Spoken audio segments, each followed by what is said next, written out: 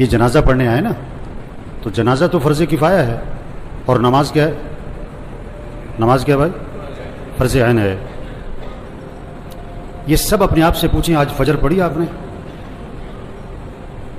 اگر آپ نے فجر نہیں پڑھی تو آپ جنازے میں کیا کرنے آئے ہو؟ شکل دکھانے آئے ہو۔ ایک آدمی 100 روپے کی تو فکر کرے، لاکھ روپے کی فکر نہ کرے، یہ کوئی رسم ہے؟ آج اتنا رسم اور رواج میں پھنسے ہوئے ہیں کہ جنازے میں بھی شرکت رسم بنا لی ہے، ایک رواج ہے۔ ابھی جنازہ پڑھیں گے، اثر پھر نہیں پڑھیں گے۔ ابھی جنازہ پڑھیں گے، فجر میں پڑھے سو رہے ہوں گے، یہ پتہ کون ہے؟ ڈھیٹ ہو گئے، دل گندے ہو گئے، دل سیاہ ہو گئے، دل پتھر ہو گئے، دل زنگالود ہو گئے، دل تباہ ہو گئے۔ کوئی ہوش میں آئے، ہوش میں آئے۔ نشے میں آدمی ہوتا ہے نا، نشے میں تو بات سمجھ میں نہیں آتی اس کے، کیونکہ نشہ ہے۔ نشہ صرف شراب اور چرس کا نہیں ہے، یہ پیسہ بھی نشہ ہے، یہ جوانی بھی نشہ ہے، یہ کاروبار بھی نشہ ہے، یہ جہالت بھی نشہ ہے۔ آج لوگ نشے میں ہیں۔ جو اذان سن کے نماز پڑھنے نہیں جاتا یہ نشے میں ہے، جو فجر میں نہیں اٹھتا، نماز نہیں پڑھتا، یہ نشے میں، یہ ٹن ہے۔ اور اگر ان باتوں کو سن کر اس کا نشہ نہ ٹوٹا تو موت کا فرشتہ اس کا نشہ توڑے گا پھر، اور اس کا فائدہ کوئی نہیں ہوگا۔ نماز نماز نماز 5 وقت، کوئی گنجائش نہیں نماز چھوڑنے کی۔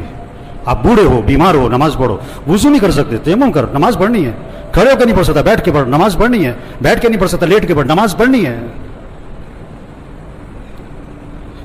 یہ کون ہے؟ یہ جنازوں میں بڑے اہتمام سے آتے ہیں اور بیان بھی سن چکے ہیں ہزاروں دفعہ، لیکن فجر نہیں پڑھتے، زور میں نہیں اٹھتے دکان سے۔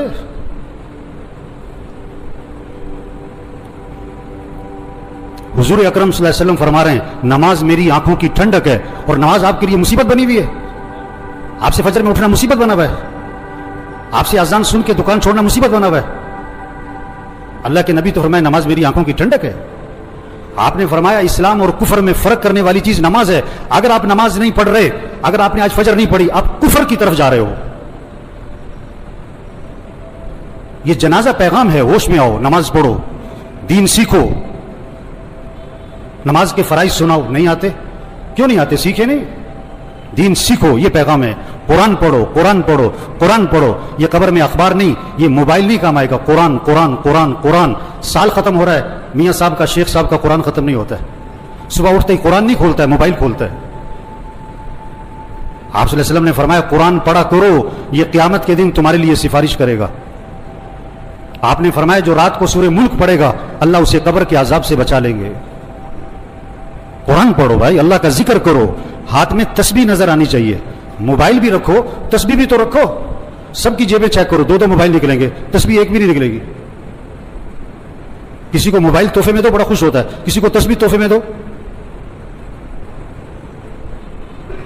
آپ صلی اللہ علیہ وسلم نے فرمایا جو 100 مرتبہ پڑھے لا الہ الا اللہ لا الہ الا اللہ لا الہ الا اللہ، فرمایا جو 100 مرتبہ روزانہ پڑھے گا، جب قیامت کے دن اٹھے گا تو اس کا چہرہ 14ویں رات کے چاند کی طرح چمک رہا ہوگا۔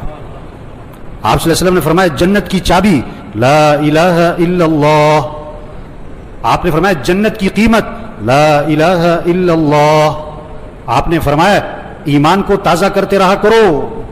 حضور صلی اللہ علیہ وسلم فرما رہے ہیں ایمان کو تازہ کرتے رہا کرو، جیسے جسم کو تازہ کرتے ہو، کپڑے بدلتے ہو، گھر کی صفائی کرتے ہو، اپنے ایمان کو بھی تازہ کرو۔ صحابہ نے عرض کیا حضور ایمان کو کیسے تازہ کریں؟ آپ نے فرمایا لا الہ الا اللہ، اس کو 10 دفعہ 50 دفعہ 100 دفعہ نہیں، فرمایا کثرت سے پڑھا کرو لا الہ الا اللہ لا الہ الا اللہ لا الہ الا اللہ۔ جتنا کثرت سے پڑھو گے تمہارا ایمان تازہ ہوتا رہے گا۔ تسبیح کریں میرے بھائیوں، ذکر سے دل نرم پڑتا ہے، پھر دین کا شوق، پھر مسجد کا شوق، پھر نماز کا شوق، پھر گناہوں سے نفرت آتی ہے۔ اگر آپ کا نماز پڑھنے کو جی نہیں چاہتا ہے نا، آپ کا دل سخت ہو گیا ہے۔ آپ کا مسجد آنے کو جی نہیں چاہتا ہے نا، آپ کا دل تباہ ہو گیا، برباد ہو گیا ہے۔ دل کی صفائی کرو قرآن سے، دل کی صفائی کرو اللہ کے ذکر سے، دل کی صفائی کرو موت کی یاد سے۔ آپ نے فرمایا قبرستان جایا کرو۔ ابھی تو جنازوں میں بھی بڑی مشکل سے جاتے ہیں، تھوڑی دیر کے لیے۔ اکیلے جاؤ قبرستان، हिम्मत है तो मगरिब के वक्त जाओ और अपने आप को समझाओ मुझे भी यहाँ आना है। ये कौन पड़े हुए? बड़ी प्लानिंग करते थे, बड़े कह लगाते थे, जो क्या कहते थे, मेरे पास नमाज पढ़ने को वक्त नहीं है, सुबह मेरे से फजर में उठा नहीं जाता। ये पड़े हुए कब्रों में, जवान भी हैं, बूढ़े भी हैं, गरीब भी हैं, अमीर भी हैं।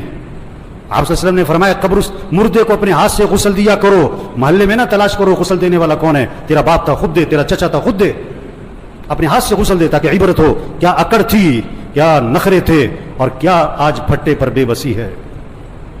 हम सब फट्टे पे पड़ने वाले हैं एक दिन। मसीह में दो फट्टे नहीं है, रेड़े वाली का फट्टा और है और मिल मालिक का फट्टा और है। मसीह में दो चारपाइयां नहीं है, गधा रेड़ी वाला भी इसी चारपाई पे और चौधरी साहब, मियाँ साहब, कर्नल साहब, जनरल साहब भी उसी चारपाई पे। ये मौत पैगाम है, तौबा करो, अल्लाह को राजी करो, गुनाहों से बचो, अपने अखलाक अच्छे बनाओ, झगड़े खत्म करो। भाई भाई में झगड़ा, भाई भाई से बोलचाल बंद, एक घर में रहते हैं बात नहीं करते। मर जाना है, क्या अकड़ मकड़, मैं क्या मैं, मर जाना है। तेरा बेटा तेरे पे मट्टी डालेगा, तेरा नौकर तेरे पे मट्टी डालेगा, अपने हाथ भी तेरी कब्र पे झाड़ेगा। क्या अकड़ मकड़ भाई, अखलाक अच्छे बनाएं, झगड़े खत्म करें, अपनी कमाई को पाकीज़ा बनाएं, किसी का हक ना दबाएं, किसी का हक ना दबाएं। कितने लोग हैं पैसे देने लोगों के, नहीं दे रहे, नहीं देते।